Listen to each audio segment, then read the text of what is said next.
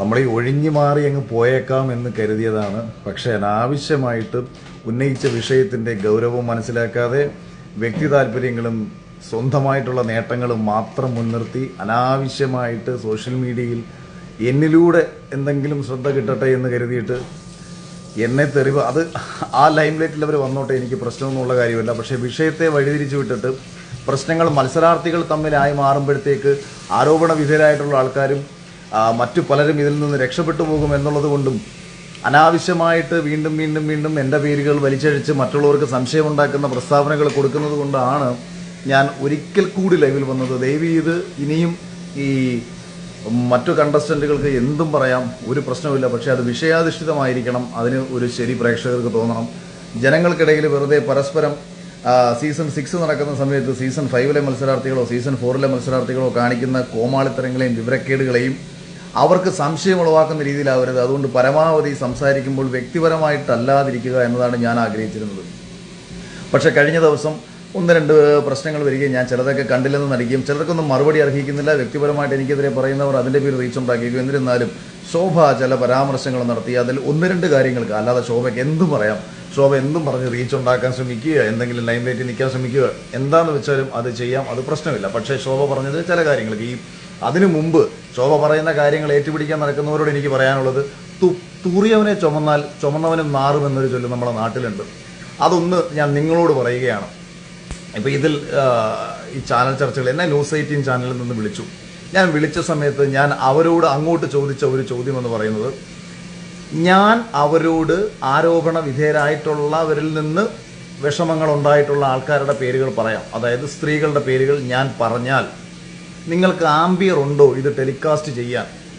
കേരളത്തിൽ ഏതെങ്കിലും സ്ത്രീകൾക്ക് ഇത്തരത്തിലുള്ള ബുദ്ധിമുട്ടുകൾ നേരിടേണ്ടി വന്നാൽ അത്തരം സ്ത്രീകളുടെ പേരുകൾ പുറത്തു പറയാൻ ഏതെങ്കിലും മുഖ്യധാരാ മാധ്യമങ്ങൾ തയ്യാറാകുമോ?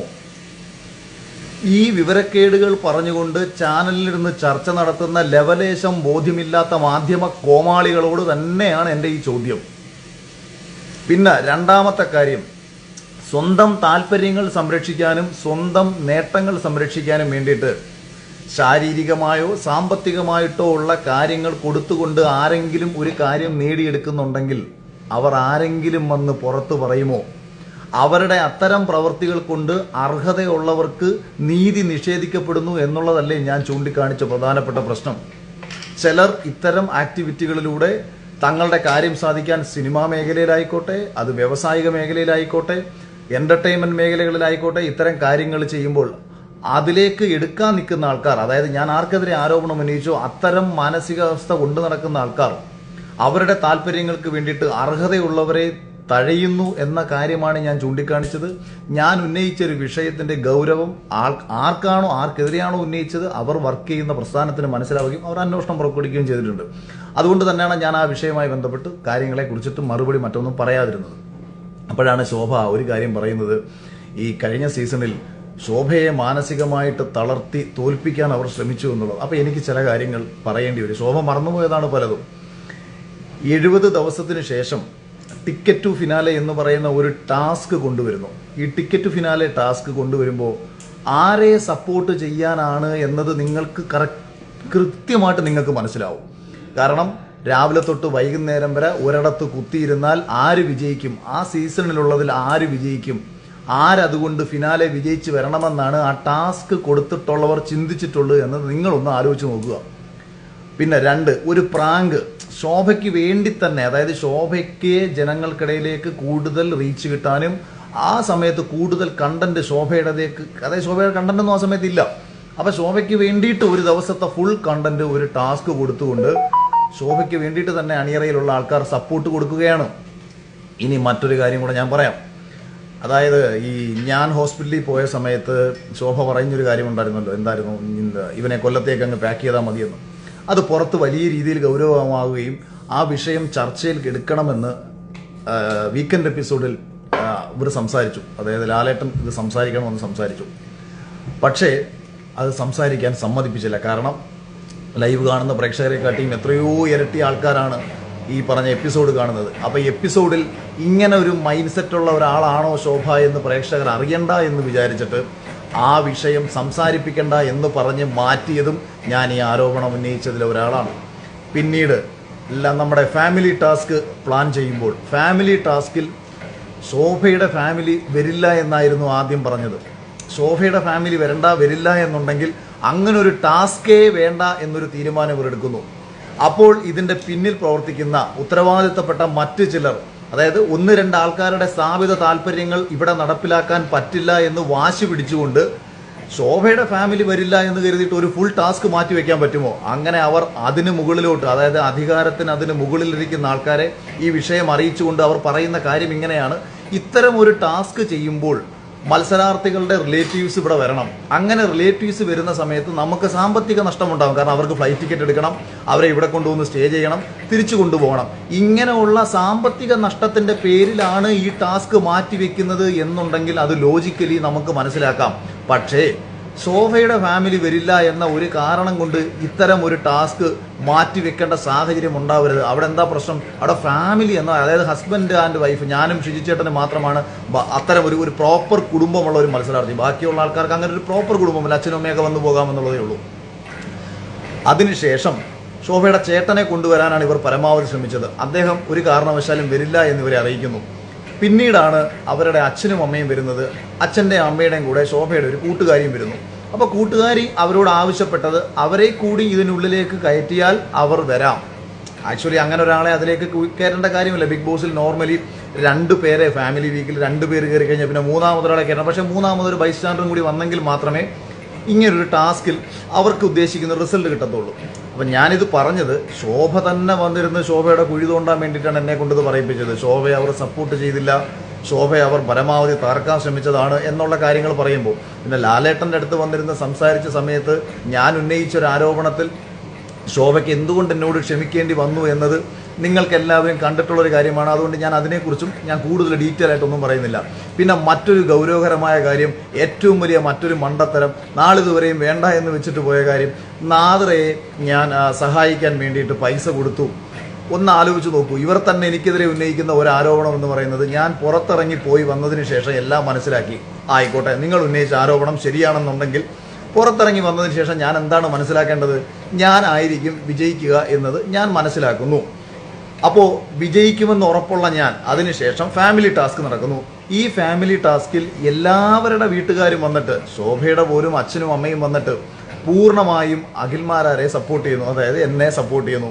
മിഥുൻ്റെ അമ്മ പറയുന്നു, ശോഭയുടെ അച്ഛൻ പറയുന്നു, മറ്റുള്ളവർ പറയുന്നു. അപ്പോൾ ഇവരെല്ലാവരും പറയുന്നതിൽ നിന്ന് തന്നെ പുറത്ത് ഏറ്റവും കൂടുതൽ സപ്പോർട്ടുള്ള ഒരാളാണെന്ന് മനസ്സിലാക്കുന്ന ഞാൻ എന്തിനാണ് എനിക്ക് കിട്ടുന്ന 50 ലക്ഷം രൂപയിൽ നിന്ന് 1.5 ലക്ഷം രൂപ മറ്റൊരാൾക്ക് കൊടുക്കേണ്ട മണ്ടത്തരം കാണിക്കുന്നത്?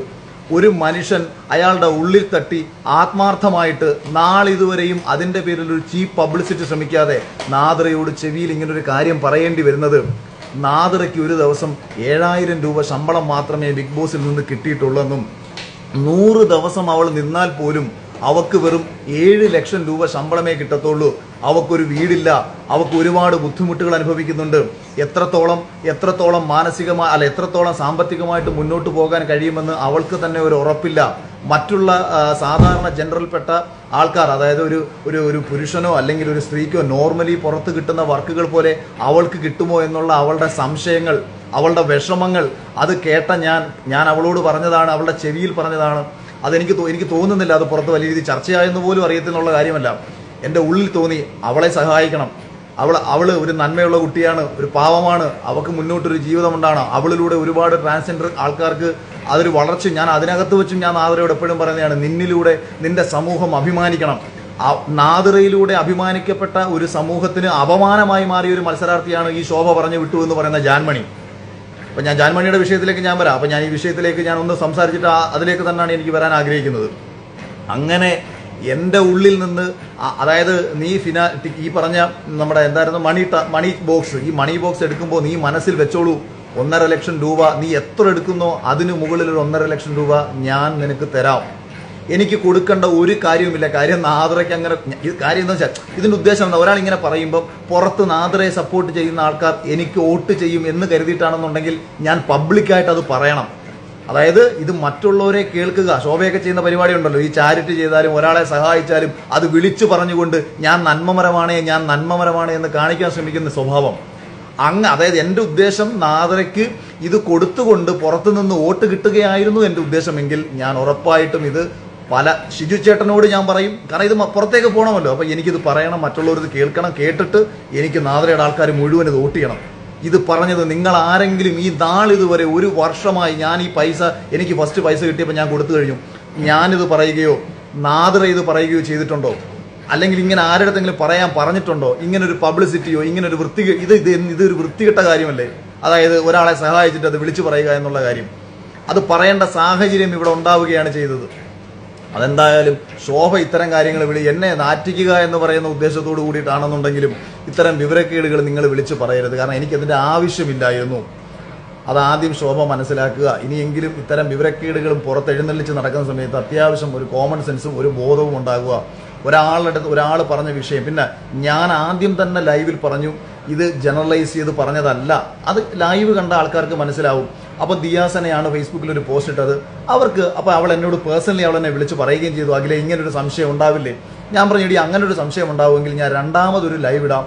ആ രണ്ടാമത്തെ ലൈവിൽ ഞാൻ വളരെ കൃത്യമായി പറഞ്ഞു, ഞാൻ ഇന്റർവ്യൂവിലും കൃത്യമായി പറഞ്ഞു, സീസൺ 5 ഒരു മത്സരാർത്ഥി പോലും എന്നോട് വ്യക്തിപരമായിട്ട് അവർക്ക് എന്തെങ്കിലും വിഷമം നേരിട്ടതായിട്ട് പറഞ്ഞിട്ടുമില്ല. ഇതും ഞാൻ പറഞ്ഞതാണ്. ഞാൻ ഇത്രയും പറഞ്ഞിട്ടും ഇത്രയും ക്ലാരിറ്റിയോടുകൂടി സംസാരിച്ചിട്ടും മത്സരാർത്ഥികളെക്കാട്ടിയും കൂടുതലും വിഷമം നേരിട്ടത് ഈ ഷോയിലേക്ക് കഴിയാതെ പോയിട്ടുള്ള ആൾക്കാർക്കാണെന്ന് പറഞ്ഞിട്ടും 3 പെൺകുട്ടികളോളം ഇതുമായി ബന്ധപ്പെട്ടിട്ടുള്ള അവരുടെ വിഷമങ്ങൾ പറഞ്ഞിട്ടും ഇനിയും ഇത്തരം വ്യക്തിവിരോധങ്ങൾ കൊണ്ട് നടക്കുന്ന ഒരു മാനസികാവസ്ഥ അറ്റ്ലീസ്റ്റ് നിങ്ങൾ മനസ്സിലാക്കണം. ഇതിപ്പോൾ തന്നെ ഞാൻ ഉദാഹരണമല്ല, നടന്ന കാര്യങ്ങൾ പറയാം. ഈ ലൈവ് ശ്രദ്ധിക്കപ്പെട്ടതിന് ശേഷം സകല മനുഷ്യരെയും, അതായത് ബിഗ് ബോസിലെ എന്നെ അറിയാവുന്നവരെയും എന്നോട് അടുപ്പമുള്ളവരെയും കടന്ന് മാറിയും തിരിഞ്ഞും വിളിക്കുകയാണ്. ആരെങ്കിലും ഒരാൾ വന്ന് എനിക്ക് സപ്പോർട്ട് കമന്റ് ഇട്ട് കഴിഞ്ഞു കഴിഞ്ഞാൽ അവരെ പോയി തെറി വിളിക്കുകയാണ്. വിഷ്ണുവിനെ ഉൾപ്പെടെ വിളിച്ചു എന്ന് പറയുമ്പോഴത്തേക്ക് നിങ്ങളൊന്ന് ആലോചിച്ച് നോക്കൂ.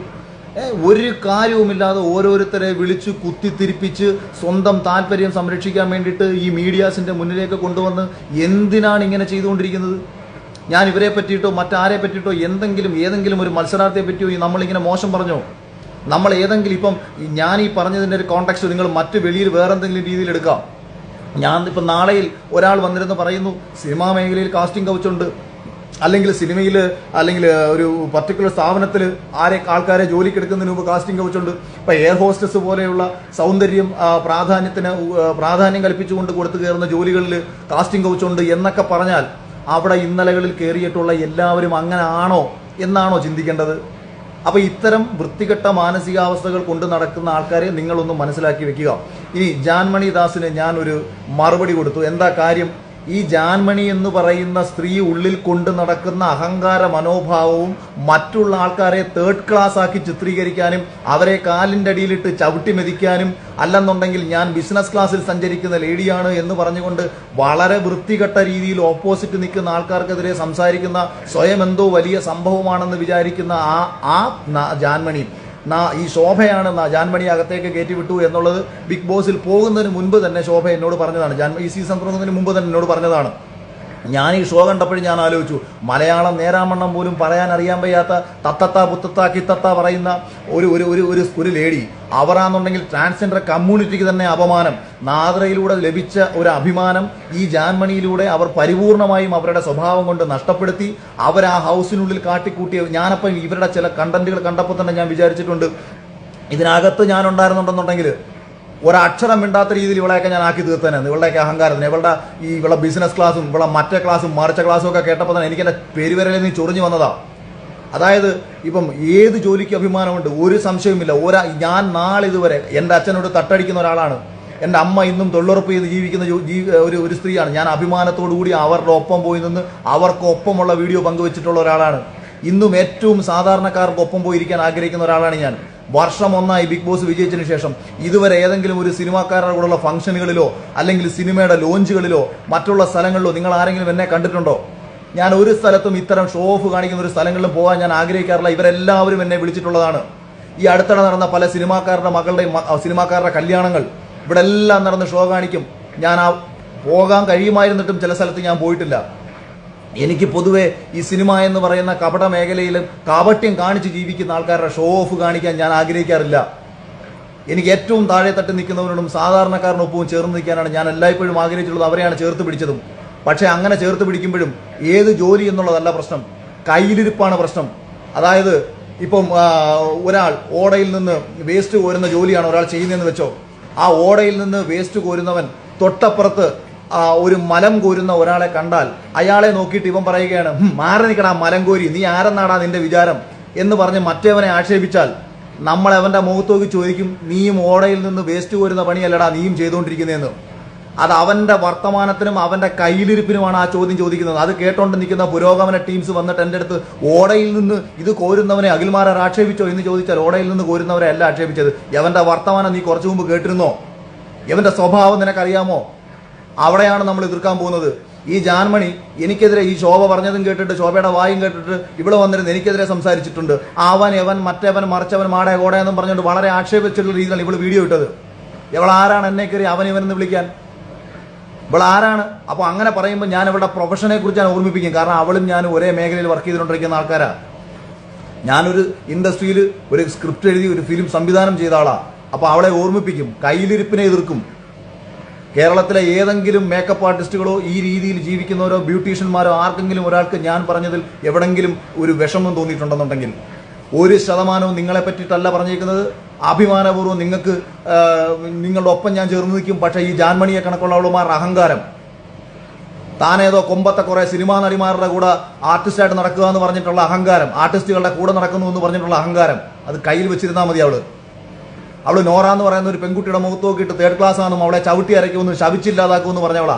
അവളുടെ ശാപം എവിടെ വെക്കാനാ? ക്വാളിറ്റിയുള്ള സ്ത്രീകൾ, ഈ ഞാൻ പറയാം, ഒരു ലൈംഗിക വൃത്തി ചെയ്ത് ജീവിക്കുന്ന ഒരാൾക്ക് പോലും അയാൾക്ക് അഭിമാനമുണ്ട്. അയാൾ ശപിച്ചാൽ പോലും ആ ശാപം പുറത്ത് ഒരു മനുഷ്യനെ ബാധിക്കും. അതുപോലല്ല ഇതുപോലുള്ള അഹങ്കാരികൾ അവൾ ശപിച്ചില്ലാതാക്കുമെന്ന്. അവൾക്കെതിരെ പറയണമെന്ന് ആഗ്രഹിച്ചിട്ട് അവൾക്കെതിരെ തന്നെ അത് പറഞ്ഞത്. പിന്നെ അപ്പം ആ 2 വിഷയത്തിനും ക്ലാരിറ്റി കിട്ടിയെന്ന് വിശ്വസിക്കുന്നു.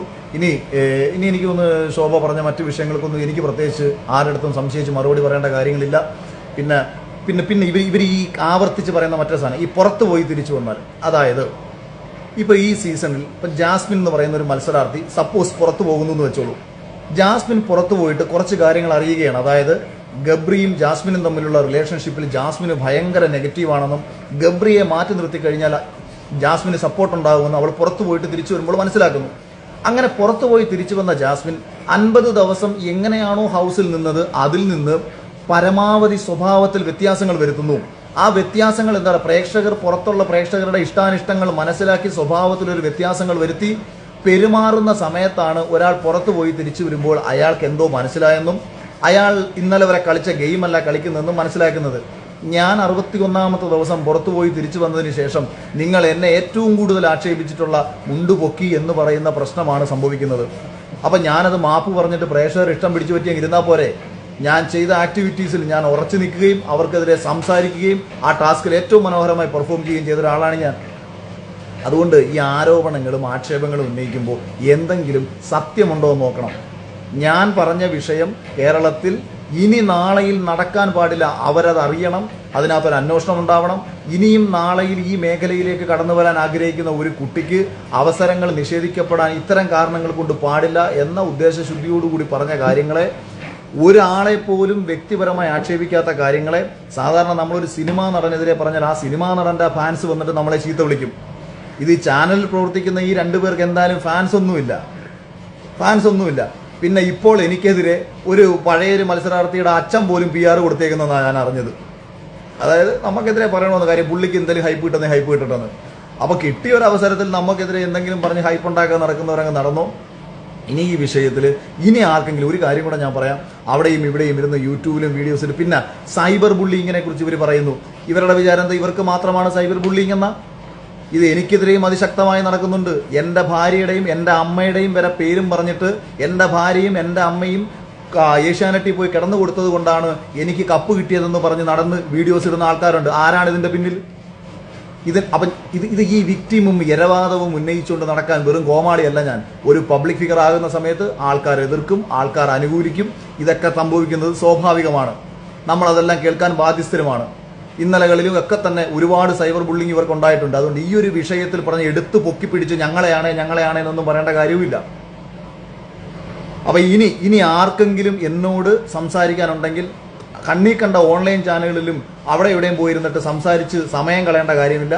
എൻ്റെ അടുത്ത് വന്ന് സ്ട്രെയിറ്റ് സംസാരിക്കുക. അതിനുള്ള ആംബിയർ ഉണ്ടെന്നുണ്ടെങ്കിൽ, അതിനുള്ള ആത്മാഭിമാനവും ധൈര്യവും ഉണ്ടെന്നുണ്ടെങ്കിൽ വരാം. ഇനി അതല്ല, എൻ്റെ അടുത്ത് തർക്കിച്ച് ജയിക്കാനോ വിഷയത്തിൻ്റെ മെറിറ്റ് പറഞ്ഞ് സംസാരിക്കാനോ ഒക്കെ എന്ത് വേണമെങ്കിലും, നിങ്ങൾക്ക് ആ ഇത്തരം കാര്യങ്ങളിൽ എന്ത് വേണമെങ്കിലും ആകാം.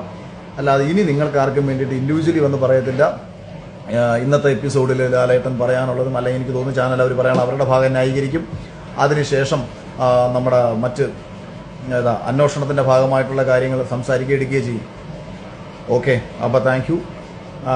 വിമർശകർ കോമാളികളെ, നിങ്ങൾ ഇനിയും ഈ പറയുന്ന ആൾക്കാരുടെ തീട്ടം ചുമന്ന് നിങ്ങൾ ജീവിച്ചോളൂ.